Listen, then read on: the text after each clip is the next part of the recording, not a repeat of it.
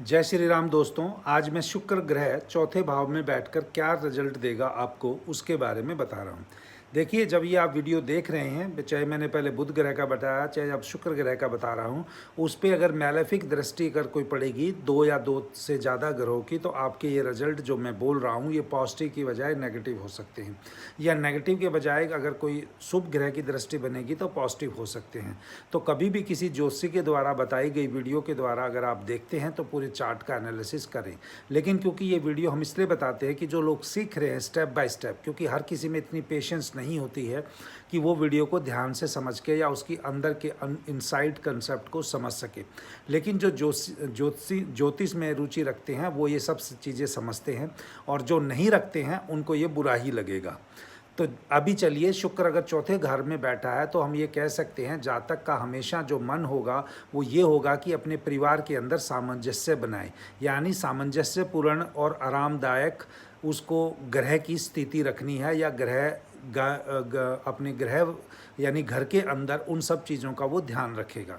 दूसरी बात ये है कि उसको अपने घर के अंदर बहुत ज़्यादा सुंदरता और विलासिता के प्रति उसका लगाव भी होगा, और उसके अपने जो परिवार के लोगों के साथ होंगे वो रिश्ते जो होंगे वो बहुत मजबूत होंगे, वो कमज़ोर रिश्ते नहीं हो सकते हैं। चौथे भाव के शुक्र की ये बहुत स्ट्रॉन्ग पॉइंट है। अब इसके साथ हम ये भी कह सकते हैं जातक अपनी इन सब चीज़ों का आरामदायक निवास का आनंद ले सकता है, या सुखद जीवन का आनंद ले सकता है, या आप ये कह सकते हो उसके अंदर कोई ना कोई आर्टिस्टिक टैलेंट भी होगा, उसके गुड रिलेशनशिप होगी पर्टिकुलरली मदर के साथ, इन जनरल पेरेंट्स के साथ। हम ये भी कह सकते हैं उस जातक को, शुक्र अगर चौथे भाव में बैठा है तो जातक को कुछ रियल स्टेट की गेन हो सकती है अपने पेरेंट्स के द्वारा, या कुछ अपने पेरेंट्स के द्वारा उसको फाइनेंशियल गेन भी हो सकता है। ये मेरा जर्नल कंसेप्ट है। लेकिन अगर मैंने अपने ऑब्जर्वेशन में चार्ट रीडिंग के दौरान बहुत कर पर्टिकुलरली चाहे लड़का हो चाहे लड़की हो, उनसे पूछा कि आपका शुक्र चौथे भाव में है, क्या आप कपड़ों पर ज़्यादा पैसा खर्च करते हैं, तो उन सब ने कहा हाँ।